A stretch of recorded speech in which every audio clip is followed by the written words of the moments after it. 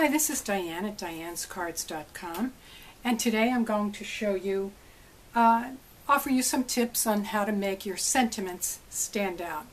So this is the card that I featured on my blog today, and I wanted very much for this sentiment to really be the central point of interest on the card.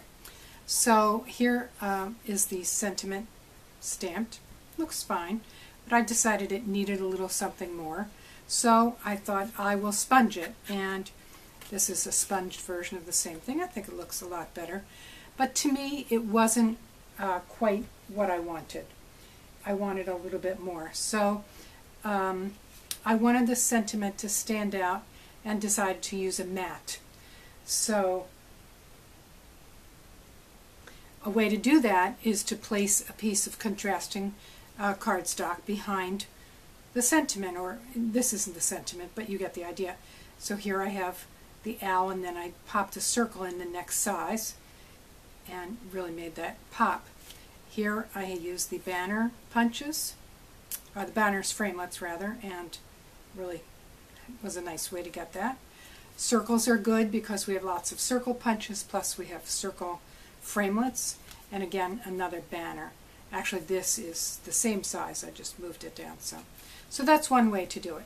But I cut this out of the Deco Labels framelits, and I believe I used the third one here, third one out from the center. And I punched out a larger one, the next larger one, and it almost overwhelmed it. I just thought that it was too big. So what I did was take a label that was the same size, and what I'm going to do is just cut it in half. And generally I try to remember to clip these off because they may show at some point, so just give a little nip there. And then you're going to put some adhesive on both of these pieces. Gotta love our fast fuse. And then just line them up. Now if I had left those little tips on, they would have poked out there and I would have cut them, but it's easier to do before you have your sentiment done. So there you have it. That's the way to do it. So what do you do if there isn't a framelit that's bigger or smaller? You make your own. The other thing that you can do, and again remember we have circle punches, we have all sorts of other things like framelits that you can do that with and get the next graduated size. Otherwise you just take one that's the same size and cut it in half.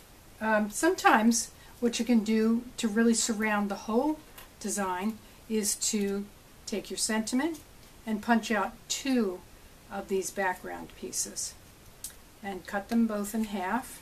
If it's not totally symmetrical, if it's only symmetrical one way, you do one horizontal, one vertical.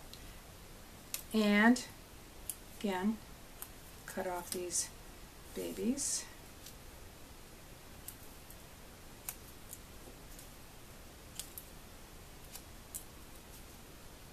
Sorry, a little pour in here. And same idea. Oops, that wasn't good.